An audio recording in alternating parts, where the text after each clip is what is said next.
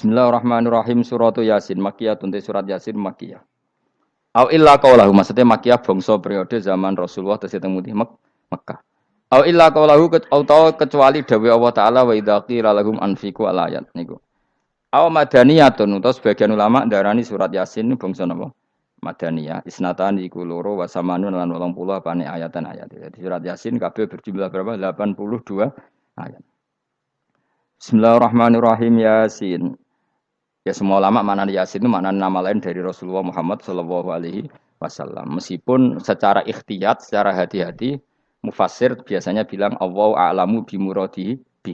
Allah a'lamu dat sing pirsa bimuradihi kelan kersane Allah bi iklan Yasin. Tapi kita tahu secara ahwalul ulama, ya saya ulang lagi, kita tahu secara tradisinya ulama tetap mengatakan Yasin maknanya ya Muhammad. Buktinya terusannya apa? Innaka laminal mursalin. Innaka ke siapa coba? Ke Nabi kan, Nabi Muhammad. Berarti Yasin wahai Muhammad kamu adalah mursalin. Apalagi ada istimal yang sudah konsensus seluruh dunia. Misalnya sholatullah, salamullah ala toha rasulillah, sholatullah, salamullah ala yasin habibillah. Jadi makanya saya berkali-kali bilang, saya pernah ngisi pengajaran tafsir di Madura juga bilang gitu. Ada disiplin ilmu tafsir dan itu kadang ketatnya ikhtiyat. Ikhtiyat itu hati-hati. Sehingga tetap bilang Allah alamu bimuradihi. Tapi meskipun demikian, ada konsensus masif dari para ulama yang menggunakan Yasin Toha itu untuk Rasulullah Shallallahu Alaihi Wasallam. Karena secara siakul kalam pasti demikian. Misalnya di juz 16 ya, surat Toha itu ya, 16 ya. Toha, ya Muhammad, ma anzalna alaikal Qur'ana litasqa. Coba kalau Toha ada artinya Muhammad, lalu siapa? Ada kata ma anzalna alaika, apa? Coba sekarang Toha ganti ya Muhammad kan pas ya Muhammadu ma anzalna alaika al-Qur'ana litasqa. Jelas ya? Secara siakul kalam Toha menunjuk siapa? Muhammad karena tulisannya coba ya. Toha diganti kata Muhammad. Ya tentu diganti secara makna. Ya Muhammadu ma anzalna alaikal Qur'ana litasqa. Yasin juga ganti aja. Ya Muhammad demi Quran yang hakim innaka ya Muhammad laminal mursalin. Sehingga meskipun mufassir secara disiplin ikhtiyatnya, kehati-hatiannya bilang innaka laminal apa? Awa a'lamu bimuradihi bidzalik, tapi secara ahwalul ulama tetap Toha dan Yasin adalah ismun min asma'i Rasulillah sallallahu alaihi wasallam. Kayak tadi apa? Salatullah salamullah ala Toha Rasulillah, salatullah salamullah ala Yasin habibillah. Jelas ya. Jadi antara istimalnya ulama itu beda dengan keikhtiyatan mufassir. Dan tentu kita milih yang istimalnya ulama. Karena itu lebih gampang supaya kata alaika khitab itu kena apa? Kena. Mukhatabnya siapa? Terus ketiga kata Ibnu Jarir At-Tabari, enggak mungkin Allah mengkhitabkan sesuatu dengan sesuatu yang enggak bisa difahami. Karena orang Arab dan zaman itu paham Yasin adalah Rasulullah, Toha adalah Rasulullah, sehingga ada khitab itu. Buktinya orang kafir zaman itu enggak pernah menyoal gini. Muhammad katanya Quran itu indah, mudah difahami. Ternyata ini ada lafaz-lafaz yang kita tidak paham. Nyatanya orang kafir tidak gugat seperti itu. Itu menunjukkan bahwa penggunaan Toha dan Yasin adalah ma'ruf dan difahami. Paham? Jelas ya?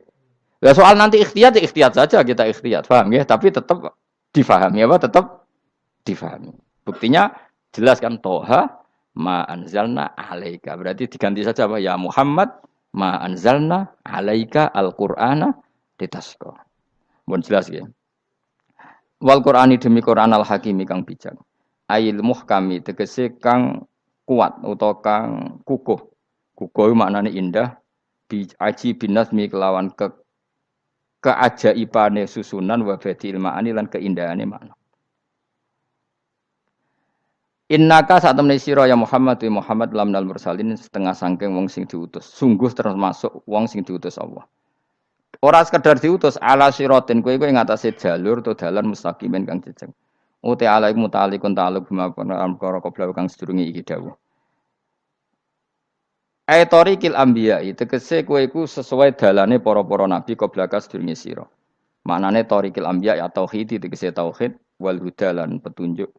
Wa taqidu tinau kiti bil qasami klan qasam wa ghairi lan liyane qasam ngrad niku nolak liqaulil kufari marang pengucape wong kafir lagu maring nabi wong kafir komentar ning nabi napa lasta mursala Muhammad iku ora rasul terus Allah jawab innaka laminal mursalin tanzilal azizi kang kowe iku dadi rasul mergo entuk turunan untuk keturunan Quran sing aziz, sing tanzilal aziz.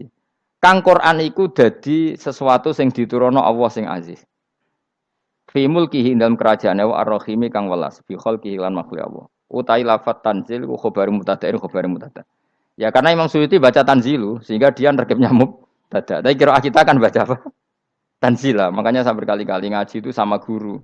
Imam Suyuti dia itu bacanya tanzilu, makanya dia nerkep jadi khabar. Sementara kira kita tanzila, maka kita nerkep jadi maf'ul mutlaq. Paham ya? Makanya kamu enggak usah bingung iki kok jadi khobar padahal macane tanzila. Utawa ora bingung mergo ora paham pilihane loro tok. Ya. Jadi yang jelas Imam Suyuti itu kadung milih rofa, makanya dia nerkep khobar. Paham ya tanzilu, makanya dia nerkep apa? Khobar. Kalau kita baca kan tanzila, maka itu maf'ul mutlak atau nyimpan kata amdahu. Ayil Qur'an itu kese Qur'an.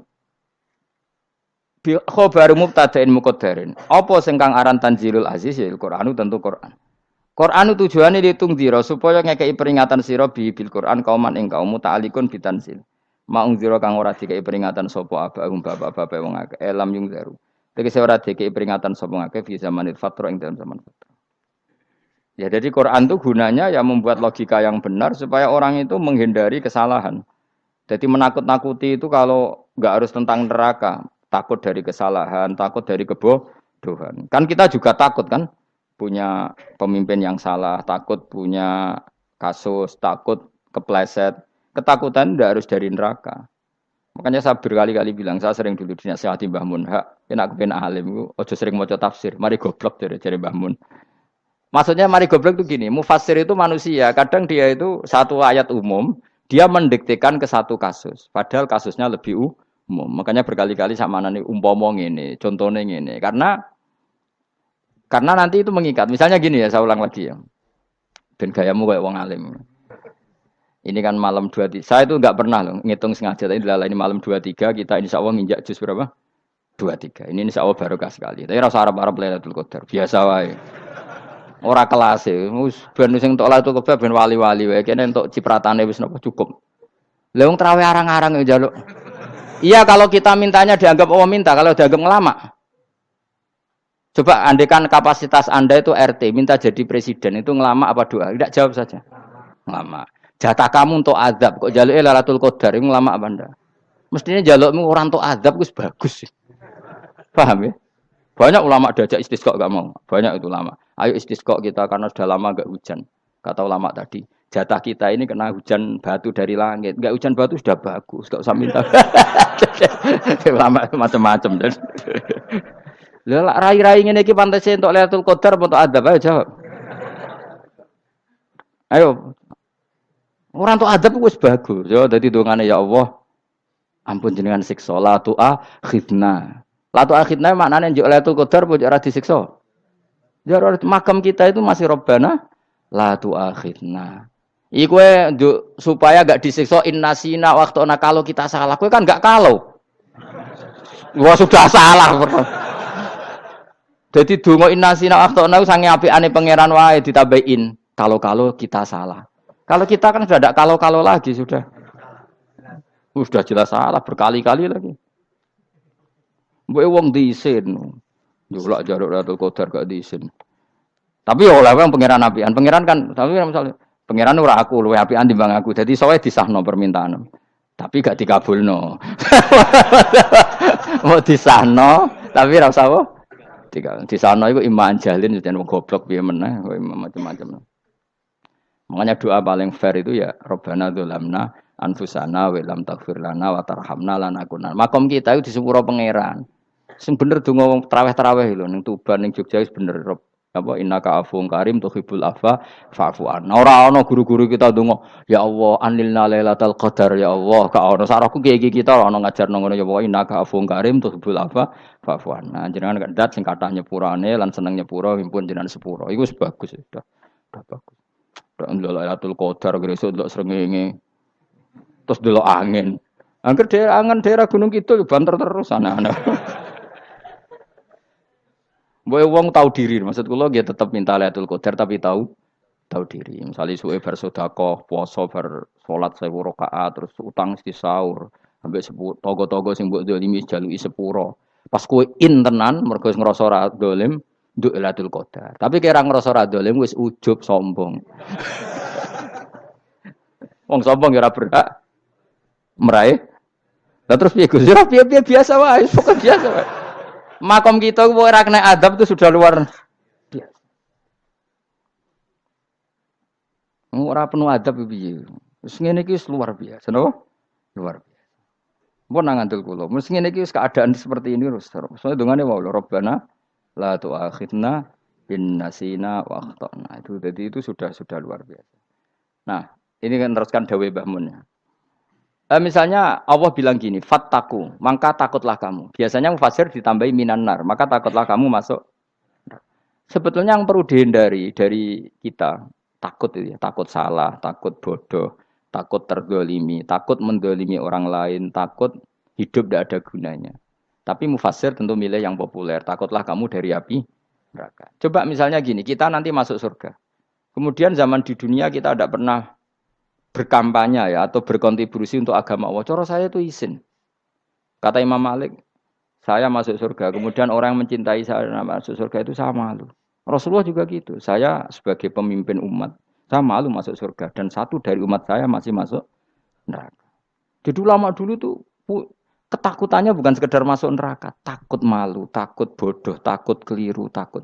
Saya misalnya nanti masuk surga itu malu, andaikan saya tidak pernah ngajar tafsir Jalalain. Malu saya. Karena kalau tanya Allah, hak kenapa pun swarga? Terus dibon swarga. Tapi kalau pernah baca tafsir jalan kan anak keren nih. Keren artinya saya pernah mengkampanyakan Quran, pernah mengkhidmati Quran, pernah ngitmai kitab engkau ya Allah. Saya pernah ngitmai umatnya Rasulullah yaitu sampean kabeh. Pernah mulang, pernah sowan. Saya tiap bulan sowan jenengan gak sopan tapi. Mulane kira usah bales sowan rono malah ganggu aneh-aneh.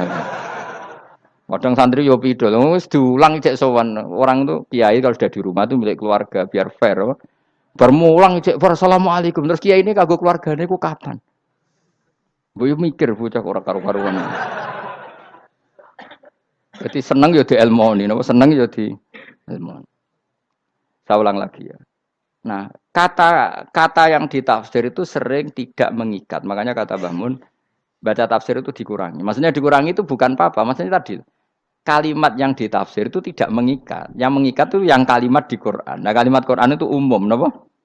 Misalnya gini, Allah lalu gini, ikdilu, kamu harus berbuat adil. Lalu adil itu misalnya mufasir menafsiri, adil itu menyamakan di antara dua orang konflik. Misalnya di MK 01 dan 02 dianggap sama, itu namanya adil. Itu kan dawai mufasir.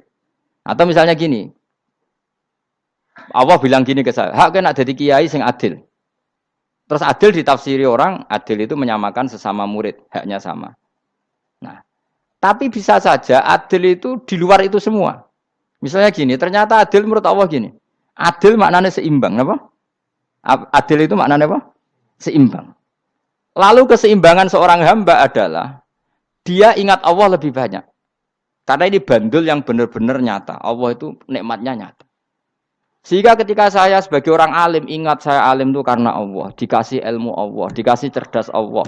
Dikasih semuanya dari Allah. Sehingga saya itu tidak merasa kumuluhur pada kalian. Karena semua ini dari Allah. Kemudian Allah sendiri yang memerintahkan. Kamu harus mengajar.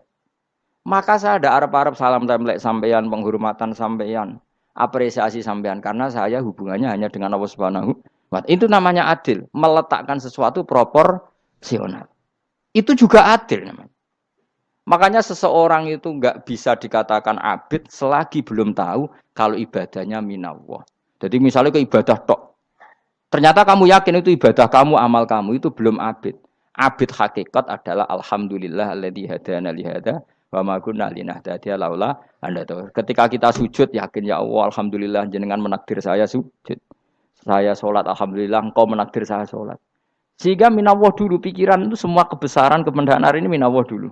Baru setelah minallah kita yakin billah. Setelah billah juga yakin ilallah. Misalnya gini ilallah itu. Setelah saya ngajar tafsir Jalalain, kepentingan saya satu.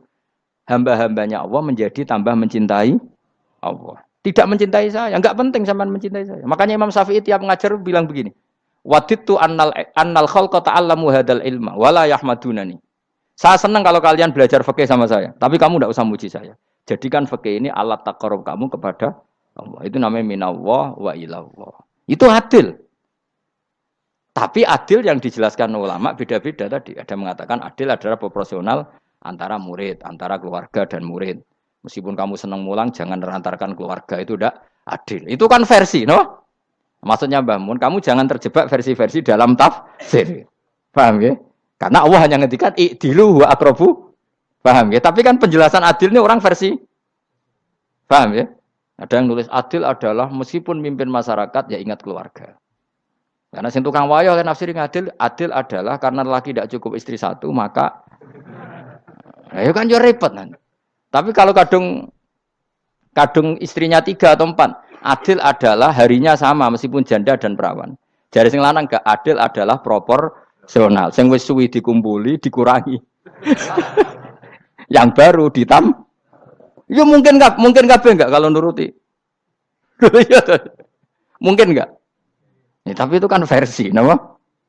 Maka kata Mbah Mun itu memang saya itu merasakan, saya sebagai mufasir merasakan memang saya kan sering baca Jalalain beda dengan tafsir Munir, nanti beda dengan tafsir Qurtubi.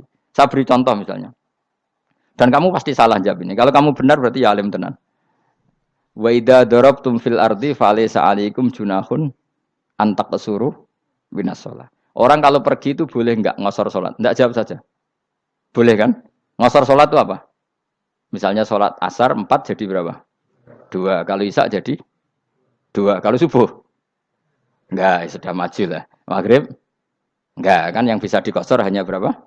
Yang rubaiyah, yang apa? Berarti kamu yakin antak suruh minas sholat artinya 4 jadi 2, yakin? Enggak, jawab saja. Yakin. Nah itu termasuk orang pinter ya. Berarti ilmu lagi sak trip. Ya? Sebetulnya kata Imam Qurtubi enggak. Ayat itu kan hanya bilang gini, kalau kamu bepergian maka kamu boleh menyendak sholat. Qasru itu memotong. Dari aturan yang dulu 4 menjadi 2. Sebetulnya tidak hanya itu tok. Aturan tidak boleh membawa najis menjadi boleh. Aturan harus tumak ninah menjadi tidak harus tumak ninah. Misalnya kamu sholat dalam keadaan perang, wajib tumak ninah apa boleh sambil lari-lari? Boleh sambil lari-lari. Boleh gak ketika perang kamu sholat sambil menghadap tidak ke kiblat? Boleh. Makanya antak suruh minas sholat maknanya apa? Jika kamu pergi, maka dalam konteks itu kan perang ya. Ayat itu memang konteksnya perang. In khiftum ayyaftinakumul ladzina kafar. Jika kamu dalam keadaan perang, maka boleh memangkas apa yang pernah wajib dalam aturan sholat. Paham ya? 4 menjadi 2. Keharusan menghadap kiblat menjadi tidak wajib. Membawa najis sholat sah enggak? Enggak kan? Tapi kalau dalam perang, kemudian pedang kamu ada najisnya, boleh dibawa enggak?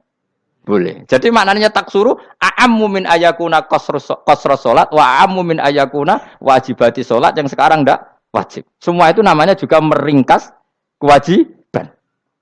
Berarti nak mana nih? Jika kamu dalam keadaan perang maka boleh memangkas sesuatu yang dulu wajib menjadi tidak wajib, yang dulu haram menjadi boleh. Tapi mufassir mencontohkan qasrus salat hanya 4 menjadi 2. Dong ya. Oh ya, nek alim ngono tenan wis dokter tafsir sah. Engko tak iku sudah dhewe. Tapi ora perlu orang lain ngakui. Jadi itu contoh kecil. Jadi mufasir karena kebetulan dia taunya hanya qasrus salat itu 4 jadi 2, dia itu. Padahal di tafsir lain diterangkan qasru itu artinya menyingkat atau mencendak atau memangkas. Dulu wajibnya sholat itu nggak boleh bawa sesuatu yang najis. Tapi kalau sholat dalam keadaan perang dan pedang kamu ada darahnya, boleh nggak dibawa? Boleh. Bahkan Allah menyuruh dibawa. Dan boleh nggak madhep kiblat. Fa in khiftum farijalan auruk banat lagi faida amintum fadhkurullaha kama allamakum. Ketika keadaan aman baru sholat sesuai standar. Nah berarti kan ada qasrus sholat, ada pemangkasan aturan sholat. Kayak misalnya begini. Dalam keadaan normal boleh nggak kamu motong pohon pisangnya tetangga tanpa izin? Nggak boleh kan? Tapi misalnya ada banjir bandang, kemudian kamu bisa selamat kalau motong itu wajib izin apa malah haram izin? Haram izin, harus kamu langsung potong, karena kalau tanpa begitu kamu dan yang punya wajib meridhoi. Kalau nggak meridhoi disalahkan syarak malah. Paham ya? Jadi ini penyolongan yang wajib. Tapi tak sebab potong kayak ngelangi kan. Terus gedangnya mbok pangan lho iku berlebihan. Karena Allah memaklumi hanya untuk ngelangi. Jebule wis menisan lah itu. Itu di luar izin syariat apa? Di luar izin syariat. Itu melampaui batas itu. Syaratnya boleh itu ghairu baghiw wala famani turra itu darurat syaratnya ghairu baghiw wala dan tidak boleh melebihi batas. Ora ape ngetok gedange jupuk sik sing mateng dipangan terus diketok. Ora oleh. Paham jelas ya. Makanya kalau ngaji tafsir ya saya kan berkali-kali ada makna di tafsir Imam Suyuti saya tambahi umpamanya ini. Maksudnya umpama itu supaya contoh itu tidak mengikat. Jadi yang disebut beliau itu satu dari sekian potensi ribuan contoh. Ya kayak tadi misalnya antak suruh minas sholah. Itu umumnya ulama membayangkan qasru sholat yang 4 jadi 2. Padahal enggak, maknanya meringkas aturan dari wajib menjadi tidak wajib. Bahkan sebagian aturan itu dikatakan haram, tidak haram. Itu tadi misalnya bawa najis atau teman kamu mau dibaca orang kafir, terus kamu bilang, hei hati-hati, itu tidak batal kalau dalam sholat siddatil khauf. Paham ya? Jelas? Semaju lah. Malam telu likur, lelatul. Aku wis gumen mbek wong-wong itu. Bingung ora ilmune wong-wong. Ma ungzira abahum elam yung daru tegese ora den kei wedi sapa ngangge fi zamanil fatra ing dalam zaman fatra. Ya sama seperti ini. Orang tidak mendapat ingzar itu fi zamanil fatra, zaman enggak ada rasul. Tentu tidak hanya itu tok. Ada rasul tapi orang itu jauh dari komunitas ulama. Itu juga termasuk orang yang tidak mengalami ingzar. Jadi tidak mengalami ingzar bisa di zaman fatra atau sudah ada rasul tapi dia jauh dari ulama atau jauh dari komunitas Islam. Itu juga komunitas yang tidak mengalami ingzar. Fahum mongko te wong akeh kaum iku khafidun lali kabehane imane sing iman parustilan bener. Ya contoh paling gampang itu nak dawuh yai mesti bener itu loh. Kalau kamu ngaji tafsir Jalalain ya Yuhannasu budu rabbakum. An-nasu biasanya ditafsirkan kufaru Mekah, napa? Padahal di situ nas semua manusia apa kafir Mekah? Semua manusia. Cuma konteks dulu karena Nabi orang Mekah dan zaman itu yang diberi peringatan orang Mekah, Imam Suyuti bilang kufaru Mekah. Lah seperti itu kufaru Mekah mengikat apa enggak? Enggak kan? Enggak, karena yang dituruni Quran yo kafatal linnas. Tapi ya Yuhannasu di Jalalain sering ditulis apa? Kufaru Mekah. Nah, seperti itu tidak mengikat. Itu contoh saja, Pak. Contoh saja dalam konteks zaman itu. Paham ya? Jadi banyak, makanya tafsir itu sebenarnya enggak ngikat. Ya tapi yang ngomong gitu harus orang alim. Kalau kamu yang ngomong malah kacau. Kemudian ngomong sombong. Maksudnya kan manusia, saya juga manusia. Ngapain saya harus ikut? Ya sarap itu. Iku ora wis sombong saraf, no? Wis sombong saraf. Lakot hakko teman-teman fahum, lakot hakko teman-teman nyata apa alqaul wa potitah, wajib tegese wajib manane nyata ala aksarihim. Ing atase akeh-akeh wong akeh bil adab. Lakot hakko teman-teman dadi nyata apa alqaul wa potitah anane azab. Wajib tegese wajib apa adab ala aksarihim bil adab, fahum mongko te wong akeh la yuminu ora iman sapa akeh. Il aksaru tegese te akeh wong ora iman. Zaman niku maksud. Ya, maksudnya zaman itu. Tapi jengben gue buatan ngerti. Tapi yang mungkin batu Isa itu semua orang iman, tapi ya banyak yang setelah iman itu tidak bermanfaat lagi karena wes napa matahari terbit dari napa barat. Hina la yanfa'u nafsan imanuha lam takun amanat min qabl. Inna saat temen ingsun jalna ga ingsun fi anaqihim. Ing dalam gulu-gulune wong akeh tak gawe aghlalan ing belenggu. Bi ayu dhamma gambar bi antu dhamma gambar ento dewi kumpulno ilaha maring anak apa di tangan. Di anal gila karena saat menegil iku yajma'u iso ngumpulno apa gil al yada ing tangan kal unuk maring geger maring napa gulu-guri lho jenenge unuk. Wong Arab nak darani kene iku unuk, nak darani kene iku nakher. Ya jare wong Arab, ya kene iki unuk, kene iki nakher. Lah gulu niku ngeten, tangan didakok teng napa? Napa? Gulu. Napa jenenge? Cidok niku cidokne. Sing guri-guri. Faya mengkote tangan ilaidi kumas muatun ting kumpulno ilal atqoni maring dagu. Niki lho jenenge dagu. Jam udzakonin wa ya mustama'ul lahyan. Kumpule dua dagu atau dua wang nek jomanan. Fahum mongko te wong akeh mukmahuna iku dadi bunder sapa wong akeh. Manane rafiuna ngangkat wong akeh ruusahum ing sirahe wong akeh. Lastatiuna ora iso mampu sapa wong akeh khodaha ing ngendekno ruus. Menan dhewe maksudi wa ta iki mutamsilun bayangan, mutamsil gambaran. Mulane kula gumun mbek ulama riyen. Tak contohno ya, nak ulama dhisik ku top. Wong dhisik nak darani bun rokok digludungno. Wong kafir sok ben digludungno ning neraka. Iku yo pancen ngalim tenan ngomong dhisik. Mergo gambarane ngene, ora usah mbok praktekno sampean, praktekno saiki wae. Nak praktekno sampean kowe sampean mlebu neraka. Dadi ngeten, wong nak lungguh ngene deh. Wong Arab nak darani iki ason-ason. Terus ngeten. Ngeten. Niki kan niki jenenge apa? Dengkul. Dengkul itu kena dagu, terus tangan kena jidok. Dadi ngeten. Jadi wong wis dalam keadaan bunder. Paham ya? Lah mulane malaikat karek nyaduk terus gludung-gludung ngono. Paham ya? Jadi mergo yo napa? Dengkul nempel dagu, paham ya? Tangan nempel jidok. Terus ditaleni. Paham ya? Terus ya karek gludung dong, mulane wong kuno nak darani bun neraka iku. Oke bayangno saiki sok ben ra usah, gak usah mlebu maksudnya, paham ya?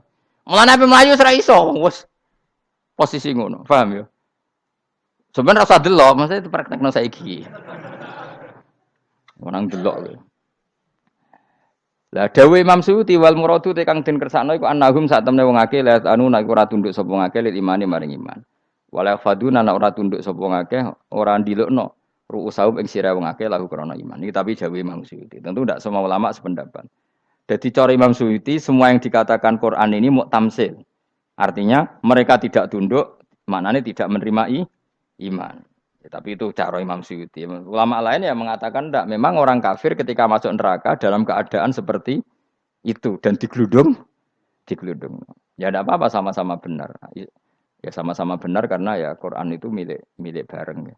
Milik bersama. Jadi apa ya? Kan banyak kalimat kayak tadi mengkosor solat, meringkas solat. 4 jadi 2 yang meringkas, paham ya? Dari aturan ketat menjadi agak longgar juga meringkas. Jadi semuanya namanya memotong apa? Memotong dari 4 menjadi 2 yang memotong, paham ya? Dari aturan wajib menjadi tidak wajib juga memotong. Nah, itu kan sama-sama benar. Lihat nanti konteksnya. Wajah analan gawe sapa ingsun mimpeni aitim sanging ngarepe wong akeh sadan ing tutup. Wamin khalfim sanging gurine wong akeh sadan ing tutup. Fathisin sadan wa dhammiha lan dhamai sin sudan fil maudhi'in ing panggonan loro. Faksena mongko ngekeki gelap ingsun ing wong akeh, fa mongko te wong akeh laib sirun rane ngali sapa wong akeh. Tamsilun iki ya contone aidon disat diturukil iman maring ketutupe dalan iman alih ngatasi kufar. Nak cara maksudé kabeh iki mau tamsil. Dadi ngene. Dari depan kami kasih tutup, dari belakang kami kasih tutup, kemudian mereka saya kasih kegelapan. Maka mereka tidak tahu. Mananya apa? Dari arah depan yang mereka enggak ngerti pentingnya iman, dari arah belakang yang mereka tidak ngerti pentingnya iman, maka mereka buta, artinya tidak iman. Itu dari Imam Suyuti. Tamsilun aidoni hanya perumpamaan lisat diturukil iman, yaitu tertutupnya jalan-jalan iman. Tapi ulama lain mengatakan ya enggak. Memang pernah ada peristiwa di mana orang kafir ngepung Rasulullah, dan mereka dari depan matanya dihalangi, dari belakang dihalangi, sehingga ketika Rasulullah keluar, mereka tidak melihat. Itu ya nyata. Ya, jadi makanya ngaji. Ya. Jadi ben keren. Oh ini ada sekian tafsir. Terus gue ngomong kan kayak wong alim keren. Nah takoi kata siapa? Ono rekamane. Tapi yang orang ngaji dhewe. Nah takoi kata siapa? Ada rekamannya. Lah anak aku takut ada kata siapa Gus tak dudono kitabe. Lah anak gue dudono rekaman. Iku sapik zaman akhir ngono wis maju. Sok sing rido kan. Enak kok Kang dadi orang alim gue enak. Nanti itu dadi wong alim ya rugi. Tadi nanti kan gitu. Syekh Abdul Qadir masuk surga. Entah ini gelombang kedua dan para penggemarnya. Jadi akhirnya sing alim tenan yang mlebu swarga, sing kedua apa? Dan para penggemarnya. Iku ora usah alim Kang, cukup penggemar. Jadi aku sebenarnya rugi kan. Gus Pak masuk swarga kedua dan para penggemar. Waduh. Terus jebule padha ae. Iku saking rahmane Allah. Kenapa? Kan masyhur itu hadis itu. Rasulullah itu ada sahabat nangis, enggak bisa tidur nangis. Berhari-hari enggak bisa tidur nangis. Hanya karena ingin punya satu pertanyaan. Lama-lama ketemu Nabi, ya Rasulullah saya sudah berhari-hari enggak bisa tidur, ingin menanyakan ini tapi tidak berani. Coba kamu tanya saja. Ya Rasulullah, saya ini kalau mati, engkau kan suatu saat dipanggil Allah. Saya tidak ketemu engkau. Makanya mumpung sekarang saya tak melihat wajah engkau sekuat-kuatnya, sepuas-puasnya. Kata Nabi, ya. Terus, kenapa? Ya kalau engkau di surga, saya di neraka kan enggak ketemu lagi. Atau kalaupun engkau di surga kan kelasnya beda, kan enggak ketemu lagi. Jadi kemungkinan dua-duanya itu enggak ketemu. Kata. Karena tadi bisa aja, ya artinya Nabi karuan di surga, saya di neraka enggak ketemu. Atau engkau di surga, saya di surga pun beda kelas. Ya enggak ketemu. Terus kata Nabi, tidak begitu aturan mainnya. Almaru ma'aman ahabba. Orang itu sesuai yang dia orang bersama orang yang dicintai. Jadi ya saya harus ikhlas kalau kamu saingi nanti. Ya, takdir no. Takdir. Wasawana ni padha uga ale ing atase wong akeh angger tau te ngekek peringatan sira gumeng wong akeh bitahqiq hamzatin angger ta. Wa ibdali saniyati alifan angger ta humata sili ala nasil hamzah wa itu khali alifan wa bon alif bin musahalan dan hamzah sing ditasil wa ukhra lan ya wa tarki lan tinggal itu khal. Amlam tungzirhum wong ra wis bakat kafir mbok elingno cek ra mbok elingno tetep la yu'minun ora gelem iman. Lah sing iman iku sapa inama tungziru ang mestine ngelingno sira. Maksude yan fa'u tegese manfaate apa ing daruka peringatan sira. Peringatan manfaat man ing wong ittaba kang anut sapa man adzikra ing Qur'an il Qur'an tegese Qur'an. Wa khasyialan wedi sapa man Ar-Rahman ing Allah Rahman bil ghaibi padahal ora roh pangeran. Ya khofa tegese wedi sapa hu ing Allah toh walam yara ora ningali sapa wong hu ing Allah. Nane bil ghaibi itu apa? Takut Allah dalam keadaan toh dia tidak melihat Allah mereka tak tafsiri bil ghaibi barang gaib. Barang gaib ning Indonesia terjemahannya hantu. Melihat alam gaib itu maknanya apa dalam bahasa Indonesia? Hantu. Mulane bil ghaibi ra tak terjemah, apa? Piye namane wa khosya lan di sapa wong Ar-Rahman ing Rahman bil ghaibi padahal dene ra roh langsung. Ya ora usah diterjemah ya. Terjemah dadi apa? Barang gaib malah repot. Fa basiruhum mongko ngekeki berita gembira sira ing man bimaghfiratin kelawan pengempuranan wa ajrin dan ganjaran karimin kang terhormat. Orang yang seperti itu yang ngikuti Quran dan takut Allah itu layak mendapat maghfirah wa ajring karim wa ta'ala juru karim wal jannatu swarga. Inna satamna ingsun wa nahnu ya ingsun iku nuhyi uripna ingsun almauta ing wong sing mati libasi krana pas. Wa naktubulan nulis ingsun fil lauhil mahfuz ma ing apa wae kodamu kang nglakoni sapa ngake fi hayatihim. Di lauh mahfuz apa yang pernah kamu lakukan ditulis min khairin kaapian wasari dan kaelean liyujazau supaya diwales sapa ngake alih ing atase iki. Wa atharahum lan yo tak tulis bekas-bekas kelakuanem. Matek saya perkara ustuna kang digawe sunah apa bima badam sak wong akeh. Jadi perilaku kamu ditulis setelah kamu mati ya masih ditulis yaitu bekas-bekas sunnah kamu yang pernah kamu lakukan. Jadi misalnya kok penemu judi, selama ada orang judi ya kamu dapat. Paham ya? Paham ya? Loro gak ya? Makanya ulama ngendikan dulu tubalil amwat tubaliman mata wa matat ma'ahu dunubu. Bejo wong mati kemudian dosa-dosane melok mati pisan. Maknanya dia mati dalam keadaan tidak pernah melahirkan sunnah keburukan, paham ya? Tapi bejo wong sing mati, kemudian dia meninggalkan sunnah kebaikan yang diikuti terus. Kok sampean ini lo bener? Gak paham jalan lah, nggo jalan kalau turun ngaji. Sehingga sebenarnya anak gak paham lah ya gowo. Lo kok go jalan cung dhisik bapak ra paham lah ya gowo. Itu sudah bagus. Apa? Bagus. Berarti pokoknya anut anak ya anut. Wah, pokoknya keren, pokoknya keren sampean keren. Jadi nanti sampean anak tuku jalan takoki, Pak. Kok tuku jalan dhisik bapak aku ning lemari iki ono jalan. Lah tapi dhisik bapak paham yo ora paham padha. Wis stop, stop.